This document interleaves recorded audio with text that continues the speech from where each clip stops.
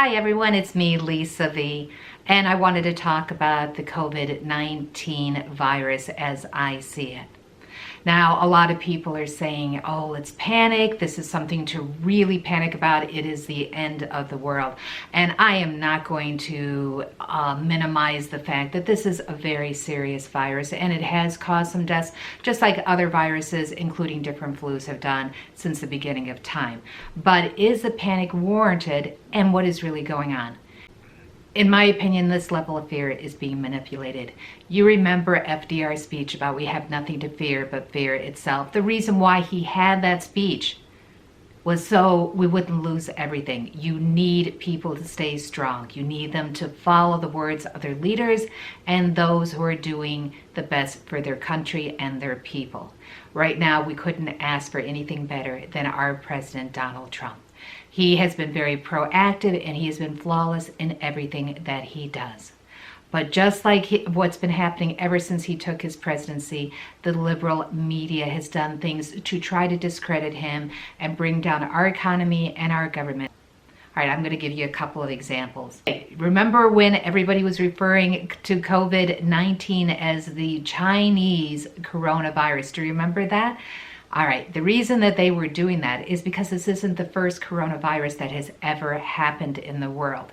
And because they wanted to differentiate it from different coronaviruses that have happened in the past, they went ahead and put in front of it a reference as to where it started, because it did start in China. So they called it the Chinese coronavirus.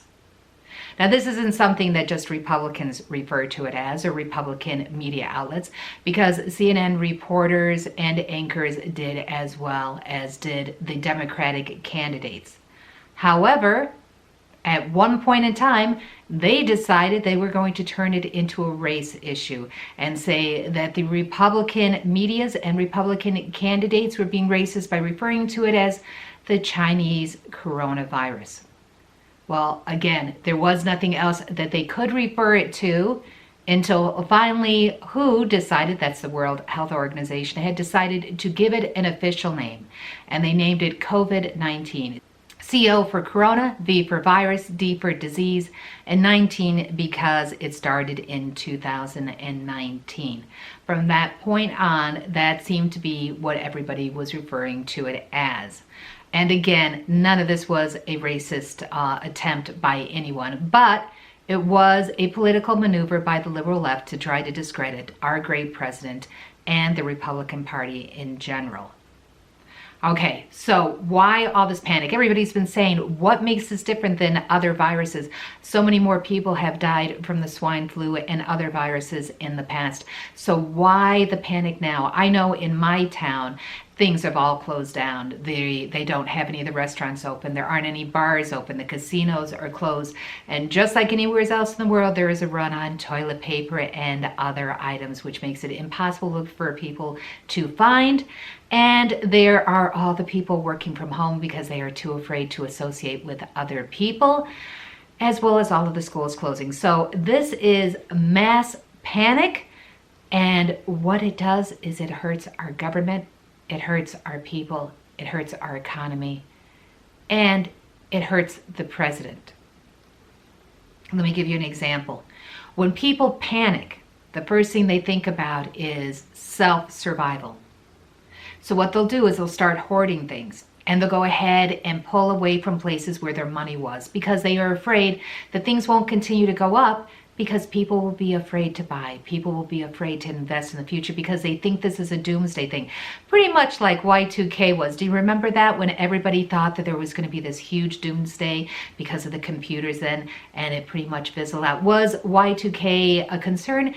Yes, they had to figure out how to go ahead and switch over some computers so there wasn't the errors when it went ahead and started with the number 2 in the beginning instead of 1. But was it warranted of all of this panic? No, it absolutely was not. So what happens is when people are panicking, They are taken away from different investments. They're taken away from the stock market. They're taken away from different pensions and so forth. They may even be pulling their money out of the bank. Now, those are all different ways in which we are going ahead as a country and investing in other products, in other companies, in other services, things that Americans need. We're always keeping our money going. So when we do things like that, we are hurting our country. So who profits from this? Well, first of all, Soros profits. I know. What a surprise that George Soros would be one of them that profits from this. But mark my words, he is. If you have never heard of him, I don't know how, but if you've never heard of him, he made all of his money by shorting stocks and by hurting different economies so that way he could make money. For example, with the currency and so forth in England. So by shorting their economy, by shorting their currency, by shorting their stocks, he made his billions. And he's tried the same thing here in America. And when the stocks go down, he buys it up cheap and makes more money. So people like him and the other liberal left that hate Trump and have not shown anything, in my opinion, that they love America, are profiting from your fear. Who else is profiting? It's the Democratic Party. They are using this in every which way to go ahead and discredit the president. Ever since the president got into office, the stocks have soared. They've gone to numbers that nobody ever thought that it would go to. Our economy has been flourishing. People have been working. And the Democratic Party had nothing that they could do that could compare to that. They didn't have any candidate that could stand up to that. But if they were able to knock the president down a few pegs, hurt his economy, hurt the labor force, hurt the stock market, hurt our economy in general, then they would go ahead and come out as the victors. They are that afraid of him that they are willing, in my opinion, to jeopardize our economy, which, by the way, if you know anything about economics, if our economy gets hurt, it's a ripple effect. The whole entire world gets hurt, and it's possible to go into a recession or even into a depression. So I cannot tell you enough. Do not let them win. Do not let this fear set in. I understand that everybody is a little bit afraid. Everybody's afraid anytime the flu comes around, especially because there really isn't a vaccine for this. But the president and his team and the CDC have laid out some great rules for you. So if you follow them, it should help you to stay safe. The people who seem to be most at risk are the elderly and those with compromised immune systems. But the way that this panic is setting in, it is affecting all of us. We're communicating differently with each other or not communicating at all. I've noticed that hostilities have increased. People at stores are freaking every time they see somebody touch their face, which, by the way, the National Health Institute says that on average, whether we realize it or not, we are touching our face 23 times an hour, every single hour. So don't be worried if all of a sudden you see somebody touch their face. Think about all the things that have been touched that you haven't even looked at. There's doorknobs. There's when you go to the grocery store and you use the machine for your credit card. There's that. Even things you pick up at the grocery store, the carts and the food, everything has been touched. Don't over panic. Don't become a hermit. Our country and the world depends on us to be the leaders. We have to show them the strength that we have, and we've got the strength, and we've got the strength in our leader. Believe in him. Believe in our country. Believe in the fact that everything will be okay, and it will be. I'm not going to say that it's not going to be a little bit difficult. I mean, families are being affected, and my heart goes out to those who have gotten the flu or have been devastated in one way or another by the flu or knowing somebody who hasn't.